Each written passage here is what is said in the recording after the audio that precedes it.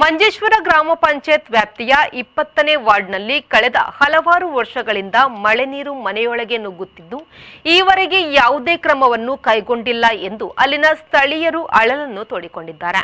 ಈ ಹಿನ್ನೆಲೆಯಲ್ಲಿ ಈಗಾಗಲೇ ಹಲವು ಕುಟುಂಬಗಳು ಸಂಕಷ್ಟಕ್ಕೆ ಸಿಲುಕಿವೆ. ಮಳೆಗಾಲದಲ್ಲಿ ಇಲ್ಲಿನ ಬಹುತೇಕ ಮನೆಗಳಿಗೆ ನೀರು ನುಗ್ಗುತ್ತದೆ. ಇದರಿಂದ ಅನೇಕರು ಮನೆ ಬಿಟ್ಟು ಹೋಗಬೇಕಾದ ಪರಿಸ್ಥಿತಿ ಎದುರಾಗಿದೆ. ತಗ್ಗು ಪ್ರದೇಶವಾಗಿರುವುದರಿಂದ ಜೋರು ಮಳೆಯಾದರೆ ಹಿತ್ತಲಿಗೆ ನೀರಿನ ಜೊತೆಯಾಗಿ ಕೆಸರು ಕೂಡ ಬಂದು ಸೇರುತ್ತದೆ. ಈ ರೀತಿ ಒಮ್ಮೆ ನೀರು ನುಗ್ಗಿದರೆ ನಂತರ ಅದು ಇಳಿದು ಹೋಗಲು ಬಹಳ ದಿನಗಳೇ ಬೇಕಾಗುತ್ತದೆ. ಅಷ್ಟರ ತನಕವೂ ಅಂಗಳದಲ್ಲಿರುವ ಕೆಸರನ್ನು ತುಳಿದುಕೊಂಡೇ ಮನೆಯೊಳಗೆ ಬರಬೇಕಾಗುತ್ತದೆ.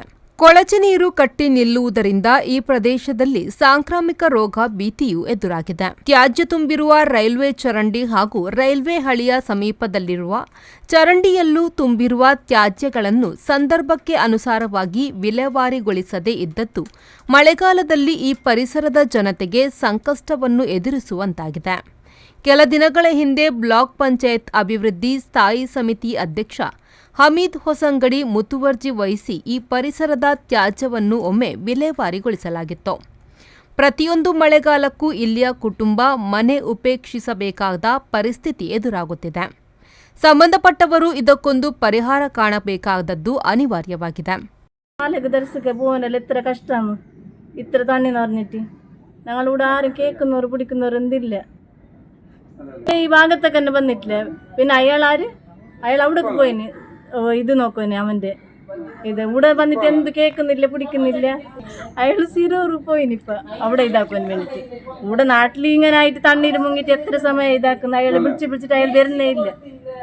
പഞ്ചായത്തിൻ്റെ 20ാം വാർഡിലാണ് ഞാൻ നിൽക്കുന്നത്.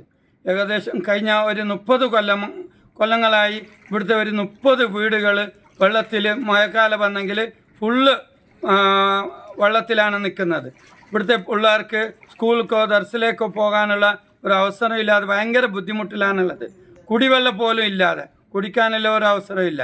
കുടിവെള്ളമോ അല്ലെങ്കിൽ സേഫ്റ്റി ടാങ്ക് എല്ലാം ഒരേ രീതിയിലാണ് അത് മുങ്ങിക്കിടക്കുന്നത് നമുക്ക് കാണാൻ സാധിക്കുന്നത്.